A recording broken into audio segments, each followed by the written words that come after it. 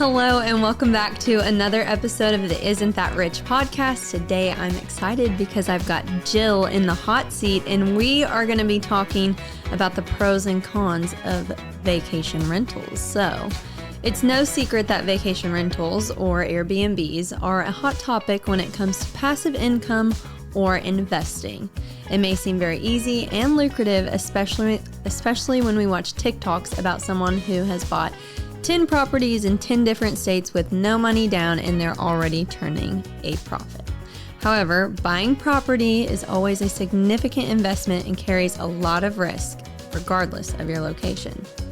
So, like I said, our very own Jill Franks ventured into the Southern Illinois Airbnb community a few years ago, and today I'm excited to have a conversation with her about the realities of owning a vacation rental and the pros and cons and just what that has looked like for you over the past couple of years. And I think it's important because, like I said earlier, we watch all these YouTube videos and you watch these TikToks and it sounds like such an easy business and we're flipping properties and we're buying stuff. And I know you only have one right now, but it just makes you wonder, like, is it even a good business to go into? And we'll get all into that. But yeah, but they do, like you said on TikTok and all these different videos you can watch, they make it seem like such an easy thing to do. Yeah, or they'll like put their profit margins up there and they'll be like, we made $100,000 this year in Arizona. We found this community and blah, blah, blah, and it had this. Or as soon as you get this one up and running, buy another one and start pull the equity out of this one and data, and you're like, I don't even know if this is like real in real life. And so I think it's so important, especially on this podcast, to talk to real people in our area and just give us the inside skinny on it. So I'm going to ask you a slew of questions today. Fun, and I'm sure you can answer them. And I hope this maybe inspires people to do Airbnb in our area or maybe not do Airbnb. I guess we'll find out at the end of the episode. So Jill, tell us a little bit about your Airbnb, kind of where it is, how many bed, bath, and just give us what it is, where it's at. So our short-term rental is located in Elizabethtown on the Ohio River. So it's Elizabethtown, Illinois. It's about an hour from Marion, about an hour and a half from Marion. And it's in a very, quiet area. It's a 4-bedroom, 3.5 bath. We got it that way by doing a lot of renovations on it. But the thing is, it was a hunting lodge. It was my husband's family's hunting lodge, and it had been in the family for years. And it was kind of sitting empty. And, the kids would go down there and hunt, or they would, use it. And then it just kind of was collecting dust. And during COVID was the time Tom and I just needed to get out of our house for a weekend. And so we went down and stayed at our river house and we had fun, but we were like, man, this is really starting to deteriorate. I think a home sitting empty begins to deteriorate quicker than if somebody's actually using it, which is crazy to think, but it was.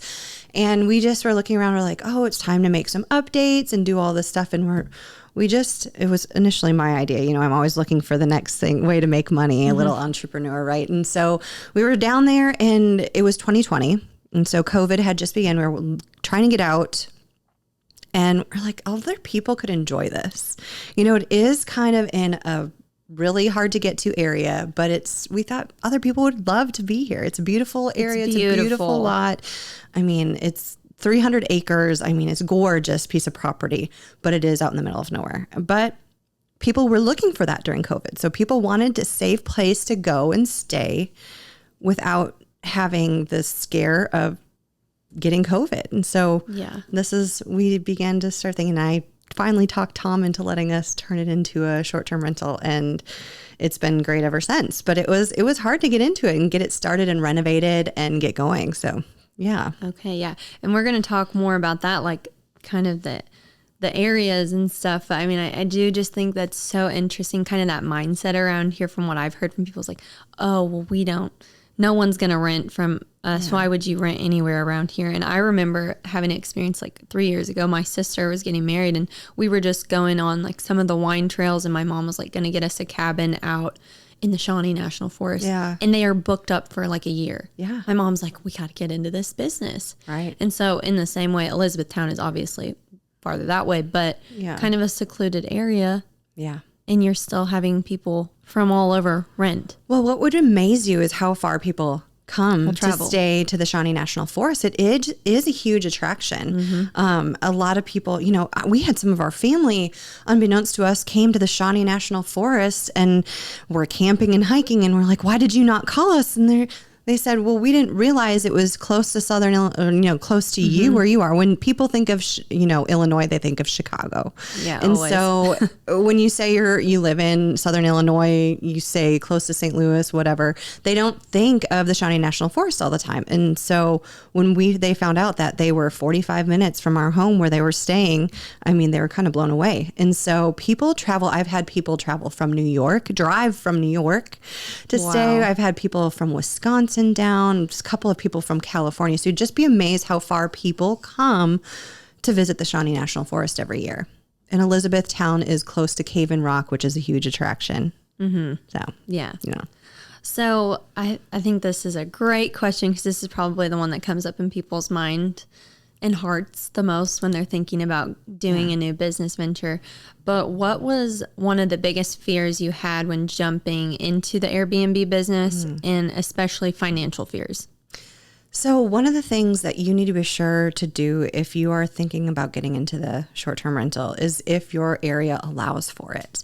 And things are always changing. So maybe your city could vote tomorrow and all of a sudden they will only allow so many Airbnb rentals in your area anymore. So that was my biggest fear. It's like, okay, I'm going to do all this work, all these renovations on our home, and then not be allowed to rent this out. So you just really need to make sure that you know the regulations.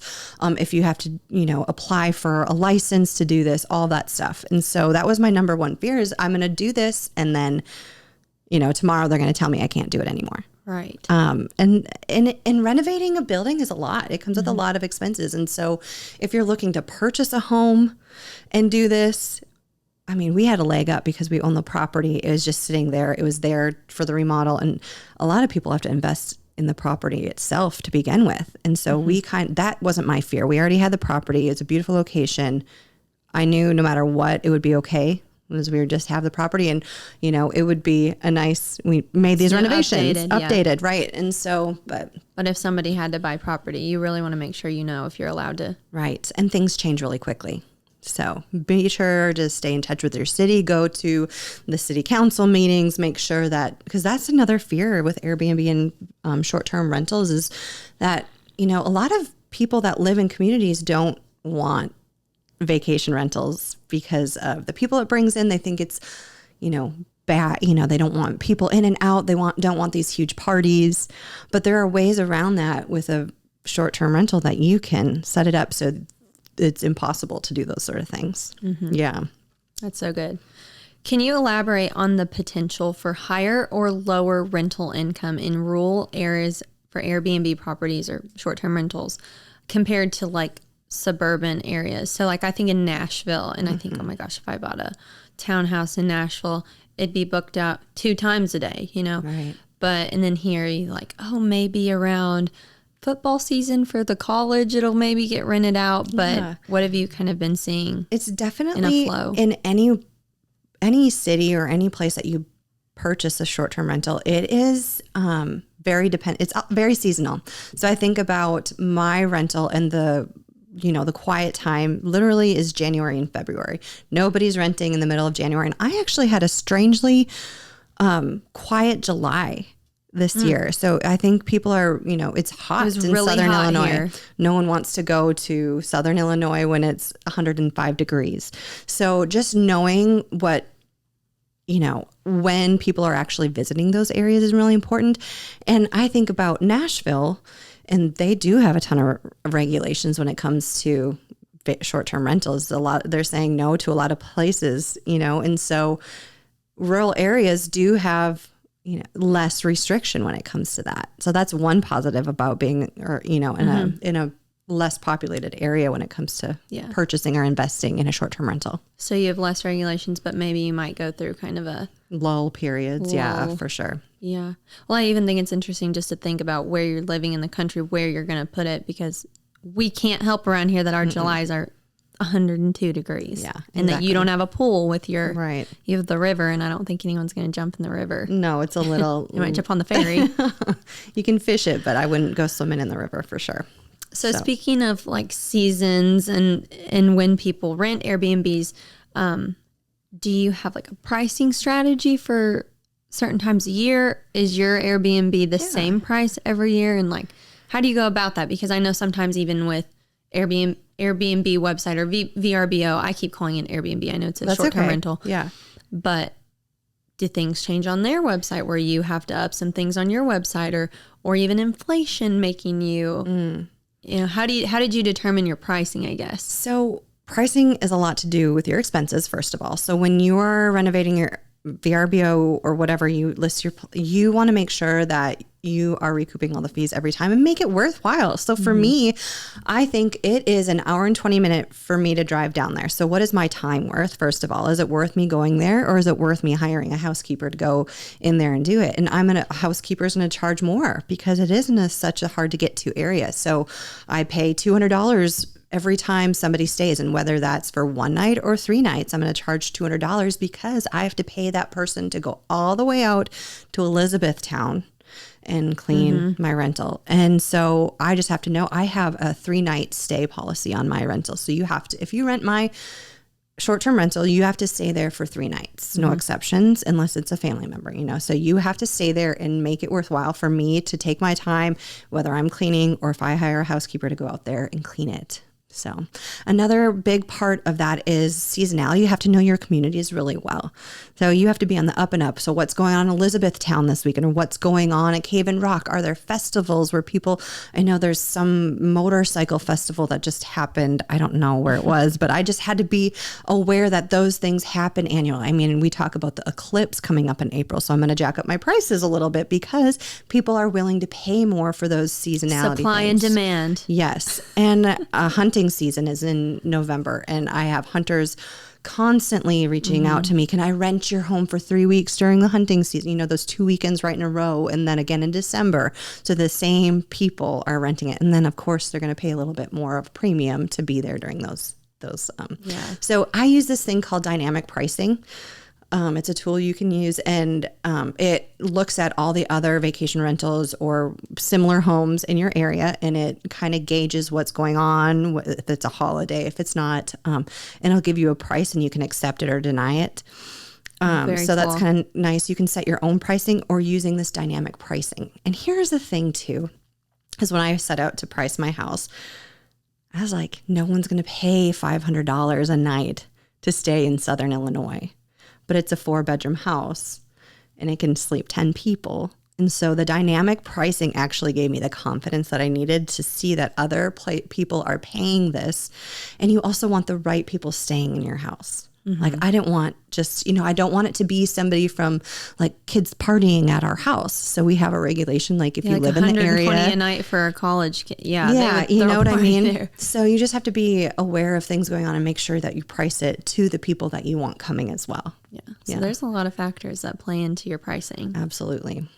What are some other like key expenses you can think of, like the gas, obviously, the cleaner, any other key expenses you have that you need to make sure you're getting covered through the rental fee? Well, so your home is a living, work, breathing home. There's a lot of expenses, as through home ownership, how many expenses there are. I mean, taxes, insurance. I have to make sure that I'm covering that. I also lease the property from my husband. So for this business, right? So I have to make sure that I'm paying rent for him to make sure to cover that. We have to pay. We are so fortunate. We have somebody that Tom has hired to be a caretaker. So he does the lawn and he farms the property. So it's a huge piece of property. If I had to get somebody out there to mow the lawn and, if it wasn't a farmed property, that would be a huge expense, right? And so there's lots of little things. I mean, things come up. We had rotting floor there was a gap in the door where water was leaking in and it molded the floor out. So I had to get all new windows. And I mean, that was almost a $20,000 bill, right? But so you have to take all these things into consideration when you're going and getting in. It's not just a one and done thing. And then you're going to sit on the rent that's coming in, no matter how, what the occupancy rate is, right? So whether you're 75% occupied or less than 50% occupied for the month. Like you will always have expenses because it's like with a home, even if your mortgage is paid off, you will never get out of paying taxes. Yeah. You will never get out of paying insurance. Mm-hmm. And you will never get out of having to update things because eventually your HVAC is going to go out. And when you have guests stay, they're harder on your property than if somebody was to stay, you know, it's your home. Like if it's your home, you're going to take care of it. When guests come and stay, there's more wear and tear on your home. You know, they might not know how to use the blinds correctly. And so you're replacing a blind, or, you know, we have a sconce above some of the beds and a kid pulls on the sconce and it's, you know, so you just have to be prepared for those things to happen too. You can't care so much about like the wear and tear on it. Mm-hmm. Yeah. So yeah. Can't be too emotionally attached maybe during the rental season. Yeah, and that's another thing too. We got rid of all of the personalized stuff. So the home was filled with family photos before, and we're like, well, I don't know if we want these family photos out there. Kind of weird. Yeah, you don't want somebody knowing, oh, that's the Franks family, and there's a big picture of the kids on the wall. You just have to be careful. Or it's just like it doesn't feel like a vacation rental. You're like, I'm definitely staying in someone's home now. And I'm intruding. I feel weird. Yeah, for sure. Okay, so I want you to talk a little bit about how you use, because we're saying, you know, these different fluctuations in seasonal pricing and then all of these expenses you have. How do you utilize profit first in your Airbnb or your short-term rental business? And how has that maybe helped you gain a little bit more confidence and control over your rental financially? Yeah. And maybe you can explain to people what Profit First is. And for sure. So Mike Michalowicz wrote this book, Profit First, and it's kind of what we live by and how we teach our customers, even business owners, to manage their money. Because we all have those busy seasons where cash is flowing and you feel like you're on top of the world. And then you'll have January and February like we do, where nobody's renting in Southern Illinois. No one's going on vacation to Southern Illinois. No. So by utilizing Profit First, we have one account where all my deposits go into. So every cent I make, all of it gets transferred into my income account. And then I have 4 other accounts. One is my profit account, Profit First. One is my operating expenses account. One is a tax account. And the other one is your owner's comp. So I take all the money from my income account and I transfer a certain percent into profit, a certain percent into all those other accounts. So I know that my bills are going to be taken care of even in the off season. It's an easier way than just me trying to say, oh, I know I need to pay however much in taxes this year. Well, if I budget $500 set aside for taxes, when come property tax season, I can pay those without having to think about it. Write a check out of that account. Write a check. Yeah. So I think planning ahead and having a management system in place is really, it allows me to feel okay with taking some money out of the business without being like, like, what am I going to do in January, February? So. Yeah, because if you just only had everything going into one account, one business account, and while some people do make it work that way, it can seem a little like I'm writing 5 million checks out of here and am I ever going to take a profit? Right. And so, if anything, you at least need a profit account, a tax account, I would say. Yeah, and expenses. Yeah. So when you have a business like that, especially a short-term rental where you're buying toilet paper, you're buying paper towels for your business, you're buying sponges and shampoo and all of those different expenses, you want to be able to show and prove that you're actually not just buying those for yourself and your personal use, but it's for the business expense. So having that operation expense separate from whatever you're using to buy your own stuff is important too, because tax time comes and you'll be able to show these were business expenses. Write it off. Write it off. I love that. All right, Jill. Yeah. Roughly, you know, we say Airbnb and VRBO, it's just so passive income. You don't have to do anything, but realistically, give us the lowdown. How many hours a week do you spend working on your short-term rental?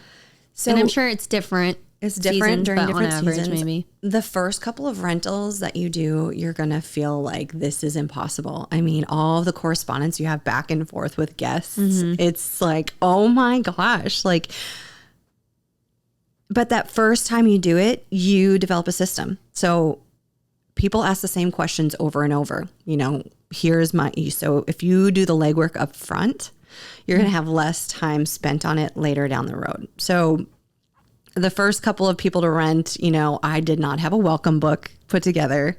I had a couple of instructions on how to use some of the TVs in the house, but I didn't have any of that stuff set up. So after I had to do the work and explain to people, I could take that email or that message and create a template from it. And then my welcome book was put together and it was done and ready for the next person. So now, my correspondence, I know 3 days prior to somebody coming to stay that I need to send them the welcome book with directions and their code for the door.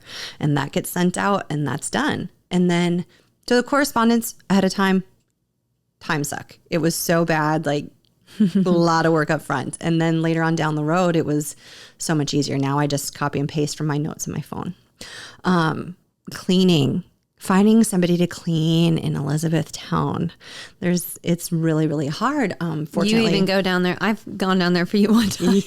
Can you please make the bed, Ashley? No. And I don't know. When it comes to short-term rental, I feel like it's so important that you have perfect experience every time. So I've had some bad experiences. You think about it, and if your home isn't cleaner, my cleaner didn't clean, check the couch cushions, or there was a pot in the Keurig, those put a bad taste in my mouth. Like somebody didn't clean this, or if there's a dish left in the dishwasher, you just have to have somebody inspect it. So I typically drive down there. That's 3 hours just driving, to go down and check it. And so every time when my really busy months, that's 3 hours a week just in that. And that's just driving time. That's not me taking the time to inspect it, make sure the grill is clean, make sure there's a stack of wood there for the people to have a bonfire, make sure my hot tub's clean, it's time consuming. I would say when it's consistently rented,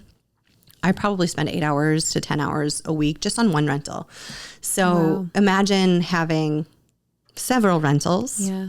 I think it's, there's a couple people around here that do property management, and that's kind of their thing. They manage other people's properties for this, and that's a full-time job. Yeah. It really is. But even like that, I think they probably do a great job. And I'm sure that the places are clean, but it's it's yours. Yeah. When you do it, it's yours, and you are making sure everything is perfection, because you want to know what it would be like to stay there living in perfect condition. And so you dust under the beds every time. Give and take, you never know. Yeah, your bed sheets are folded perfectly, your towels are lined up. It's just things that are in my head. You're reminding me, the guy on TikTok that irons the bed. Oh, that's the me. Sheet. That's literally Jill. She'll be like, I'm you've been here for 2 hours. Can we go? Can we leave here? No, it just is important to me.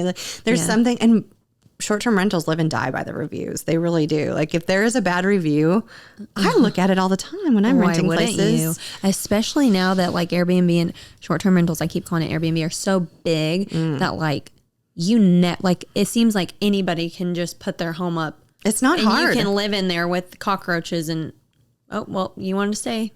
I know. They have all these different sites now. It's Hip Camp. You could have a tent for rent in the backyard, and there's no, law against you having nomads come in and rent your tent. And for me, if I'm charging $500 a night, and it's not always what it is, but you better get quality. So it's really time consuming, but it's worth it. I love it. Hosting's a part of my blood. My grandparents owned a resort growing up, and I used to help housekeep. And so maybe that's where this cleaning excellence is in my head or ingrained in me, but yeah. Yeah.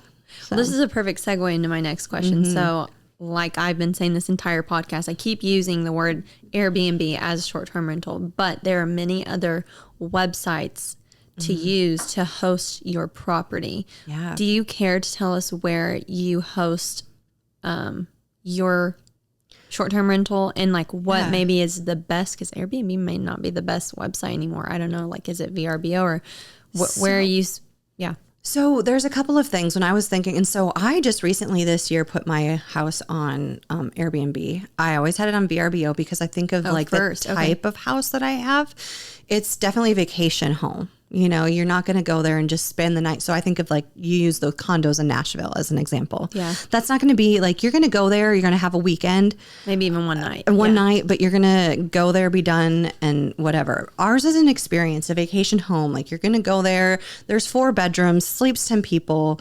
Like, it's a vacation. You're there for a vacation. You're going to go see the Shawnee National Forest. That's not a one night thing, staying there. So I definitely put mine on VRBO because I wanted people who are looking for a vacation to go there. Airbnb, I know you can rent rooms in people's homes, you know, like, so you could be staying, Ashley McVicker have an extra room in her house and rent the other bedroom out. And you know, that nightmare. was, but you could if you needed to, Yeah. but by the night or however you want to do it. But that's what Airbnb started as, you know, just renting and making some extra cash. You want to stay and might crash in my room, you know? Right. And so that was what I kind of stayed away from it. Now it's changed a lot over the past 5 years. And so we did list it on Airbnb, but I also have a direct booking site too.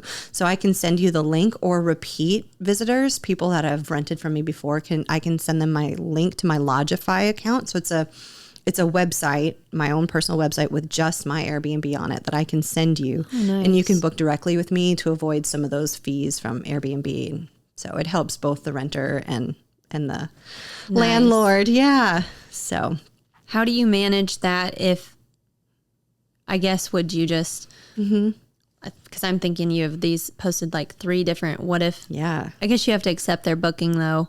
I'm thinking of overlap. Like, Yeah, if you're someone worried rented about it the week of the overbooking. 10th, and then they rented it the week of the 10th on Airbnb, and then the week of the 10th on your website, and then you're like, who do I book? Yeah. So managing Supply and your, demand. if you use a site like Lodgify, it actually brings all the calendars together. Oh, it can link and them. so Cool. I can see all my rentals at once, which is really cool.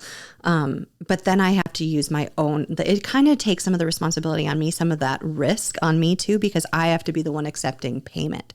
So I have to subscribe to Stripe to be able to process credit card payments online. Okay. And I don't. And Airbnb does have a little bit in VRBO. You know, they see if these renters are legit, where I kind of assume some of that risk if I'm booking direct. Yeah. You know, like, I don't know anything about these people besides having their credit card information. So, Well, this is interesting too with the 2 things that you just said, because I think people just think, well, my only expenses are the property. Well, no.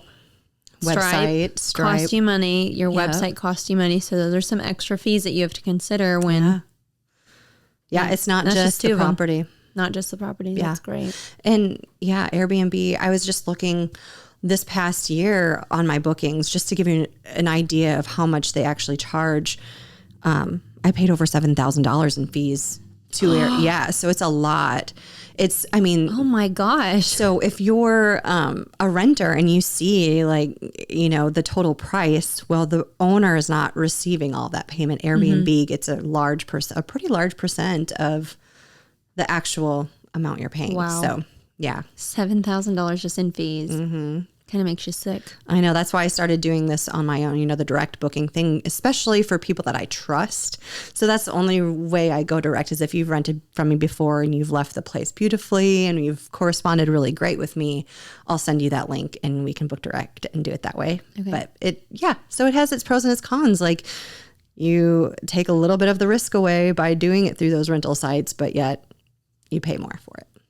This leads me to my next great question. What are some tips that you can give to market your Airbnb, and especially if you're doing it on your own website? Like, how do you market your short-term rental?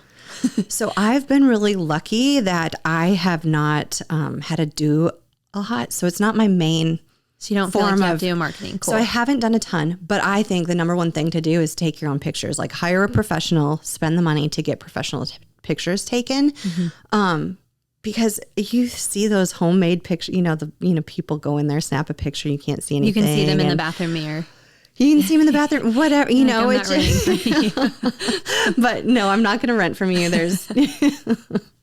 But yeah, it is so important to get those pictures done professionally. That's the number one thing. And then take more lifestyle pictures. I just set up with Jared's going to help me on the 27th. And I want to get pictures of my property. I originally had professionals come in and take my pictures, but I want pictures of what it's like in the fall there with the beautiful colors there. I want a picture with my Christmas tree set up and decorated. I want people to actually feel what it's going to be like in the spring when the wildflowers on the bluff are in bloom. Like, it's beautiful in the spring. So come stay. And this is what it looks like in the season that you're in. So I think pictures are number one.